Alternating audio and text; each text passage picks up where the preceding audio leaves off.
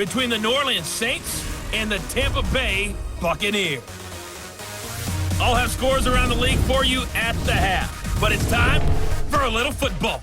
So we'll hand it over to our broadcast team, Brandon Godden and Charles Davis.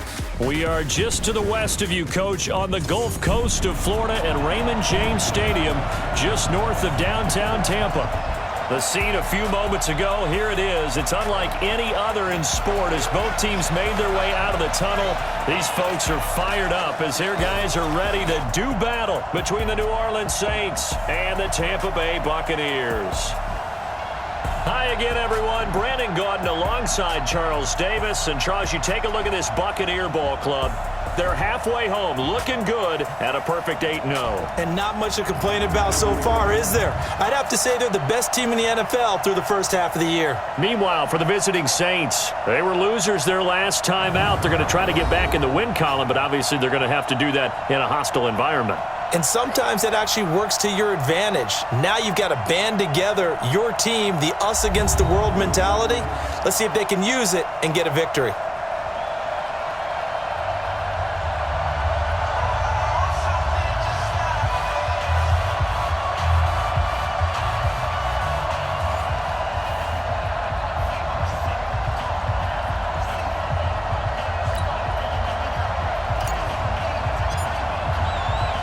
The first 2 months of the regular season down. What will the final two bring us as we're off in Week 9? This is taken about 7 yards deep. And no run back here. This will be a touchback, and it comes out to the 25-yard line. And here come the Saints for their opening drive. And a glance here at their quarterback standing 6'3". What I enjoyed this week is that you asked to talk to his offensive center before the game and find out a little bit more about him and what the relationship is. And that was a pretty positive story, wasn't it? Yeah, and really what I took away from that is just how it has permeated throughout the entire offensive line, the relationship they've had. It's really a group that's in sync. They care about him. That's the thing. They really care. And when you care that much, you're going to play that much harder for him and give him a better chance to lead the team to wins. 2 yards on the pickup there. It'll be 2nd and 8. And this O-line, it is the lifeblood of the offense. They establish the tone. Mean, nasty, physical. They can't wait to get after people. That allows the rest of the offense to feel confident. They'll break the huddle, come up on 2nd and 8 at the 27-yard line. Here's 2nd and 8. Looking left side, and he's got a man. It's Barber. And they get him down, but not before he takes it across the 40-yard line. It'll be a Saints first down on a pickup of 13. The numbers for him from a week ago, 5 catches, 70 yards. 5th in the league in receiving yards, and that's a strong category. I mean, if you're in the top 5 anything, I don't care whether it's football or tiddlywinks, you're having a nice season. So that flag will cost him 15. And it doesn't matter anymore how you get the face mask. Any part of it, that's going to be 15 yards. Well, now it's 1st and 10. A big mistake, especially when you factor in the personal foul yardage. A first down run, good for about 3. 2nd and 7 coming up. 3 yards on the pickup there, and it'll be 2nd down. Well, look at the Buccaneers starters now on defense.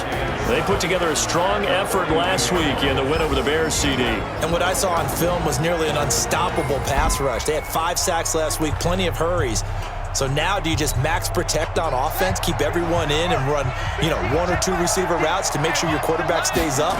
We'll soon find out. And to give this time to the tailback. And forget about finding a lane. He barely had time to look up before he was planted in the backfield. They'll wind up losing 3 yards here. And it'll be 3rd and 10.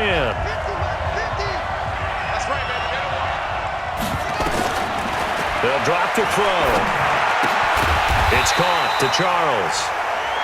And he's going to be taken down at the 39, clearly short of the first by a few yards. Give him 6 on the play, and that'll bring up 4th down. One hallmark of good defenses is understanding the game, understanding positioning, and tackling immediately in the secondary after catches. I think we just saw that on display right there. Got to him before he ever had a chance to think about turning it upfield. Here comes the Saints punter now. As the first drive of the game stalls out. And look here, it's an opening drive fake. And this is incomplete. A huge gamble, and it does not pay off. They fake the punt. It doesn't work out. And this crowd into it early. Their guys stand tall on the opening drive of the football game. So from the 39 now, they'll come up on a 1st and 10. Now a handoff here to his running back. Nowhere to go that time. He maybe got a yard up to the 40. The numbers for Green a week ago, just downright unbelievable. I mean, when you amass that many yards, I don't know what else to say. Personally, I thought it was a game for the ages for him. Ripped off some long runs in that contest, didn't he? He did indeed. Some very long runs, and that total, scary. That's how you pick up a 1st down. You know where the sticks are. You know where the 1st down marker is, and you find a way to get there. That's called having vision. He had a lot of vision last week, didn't he? NFC Offensive Player of the Week. He was dominant. And he takes this one down almost all the way to the 30. Now on 1st down, he'll drop to throw it. Going right side here, and that's complete. And finally, down he goes as they work it inside the 10 to the 7. They'll look to throw here. Well, they're piecing together a nice drive to start this one. Seems pretty scripted and pretty successful so far. And I think they did it without our help. Because you remember when we sat in the production meeting with them to talk about this, and hey, how you guys going to come out of the gate? I know I offered my help with a few plays, and they didn't seem to want it. I didn't offer mine. You were the smart one. Whatever they're doing, though, it's working really well. The extra point up and good. And it's now a 7-0 game. 5 plays there on that drive. And in the end, it's capped off by a 7-yard run. The kickoff unit is out on the field, and they will send this one away. That's fielded in the end zone. And no run back here. This will be a touchback, and it comes out to the 25-yard line. And now the Saints get set to trot out there. And, Charles, if the season ended today, and it's not going to, we still have December left. More football. We're only in November. But they would be a wild card team. And that's great. They'd be in the playoffs, but you know they're trying to bump up to be one of those division leaders. That guarantees you at least one home game in the playoffs, and that's what you're really seeking.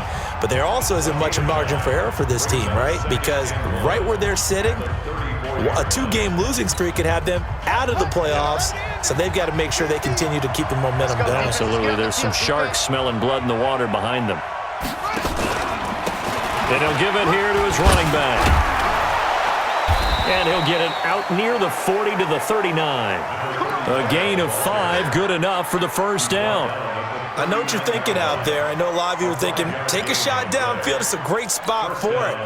I'd say maybe later in the game, definitely in the second half. But right now, I think they were just trying to get some momentum built. Get a 1st down, pick it up, and keep moving.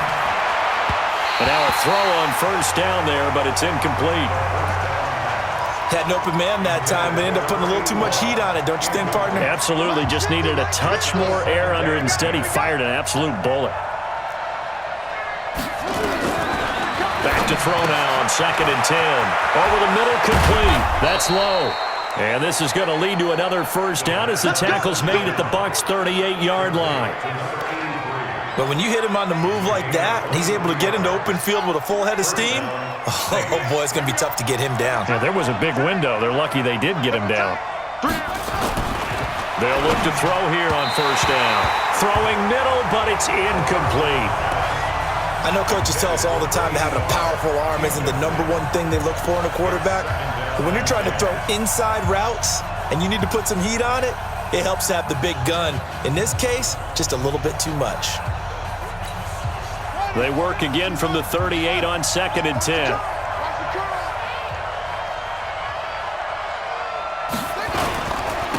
And a give this time to the tailback. He only got a couple on that one, so not a ton of help. They'll have a 3rd and 8 forthcoming. We haven't seen much from him running the football here in this 1st quarter. No, you're right about that. We haven't seen much of him at all so far. They've stacked him up pretty well, but when you're trying to run the football, sometimes you got to play the long game. Keep handing it to him, and some of those runs that aren't working now, they turn into 6, 7, 8, and maybe more later on. Now throwing on 3rd down there, but he cannot connect. Not sure what happened out there, but it looked like the timing was a little off on that throw. Well, you know I'm a defender, so what am I going to say? Great defense. Darn right. They did something to disrupt that timing. And that one's not going to get there. Not enough juice, an ambitious effort, but it's well short. And this score will stay right where it is. NFL kickers nowadays, they make things look so easy because normally from this range, about 2 out of 3. And this is not an easy kick. Yeah, 20 years ago, you get where he was in that 50 range, maybe a little over, and it's a big kick. But now we just, if they leave it short, you're like, whoa, what happened? And that's what we have here. Yeah, you're right. 20 years ago, we were saying run some more plays and get closer. Now we think they're definitely within range, and you're exactly right. When it comes up short, there has to be something that went wrong because they have plenty of leg. 6 yards the pickup, and that's a first down. Let's go, let's go, let's go. 60 Pittsburgh. Get in the weight room. Ready. They'll look to throw now on first down. Oh, he's got a man wide open, complete. And he gets this one inside the 15, just a yard or two shy of the 10. That one goes for 30 yards. As a general manager, you're counting on your first and second round draft picks to have a big-time impact on your team.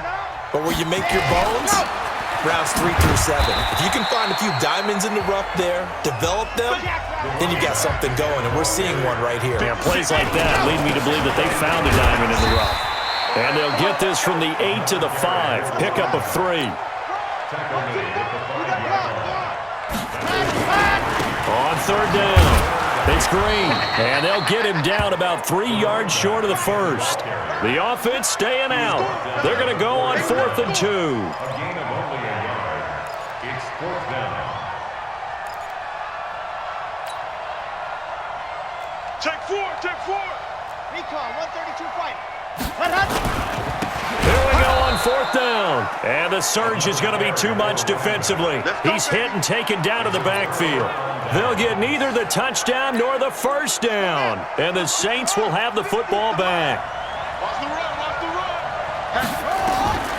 They'll try and start this drive in the air.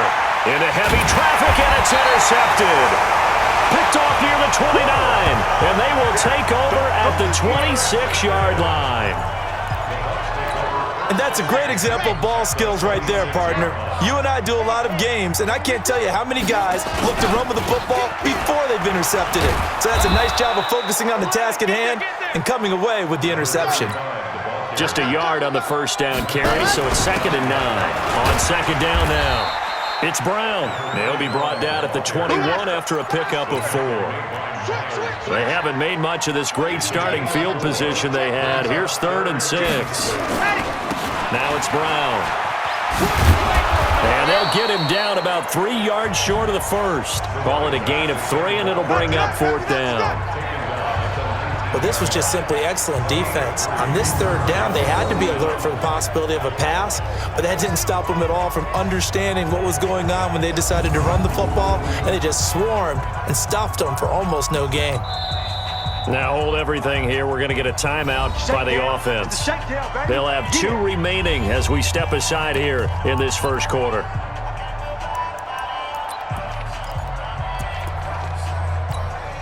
And no field goal try here from the red zone. Offense out there. They'll go for it on 4th. Now they'll throw here out of the gun.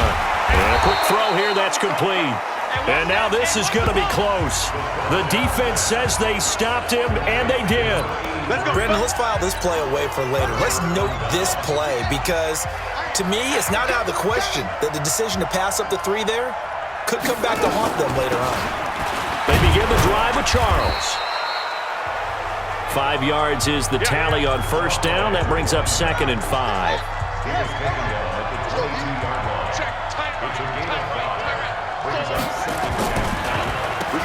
They run a draw here on 2nd down. And he'll get about 3 as he takes this up near the 25. Brandon, all things considered, they have to feel pretty good about getting that type of a gain considering the blitz that they just had against them. They're going to look to throw. He's got his tight end, David Njoku. And he's going to get to the 31, enough for the first down. First connection there of the afternoon for those two, and it's good for a first down. Line of scrimmage, the 31 now on 1st and 10. Now a handoff here to his running back. And he is met in his tracks behind the line of scrimmage. A loss of a full 3 yards.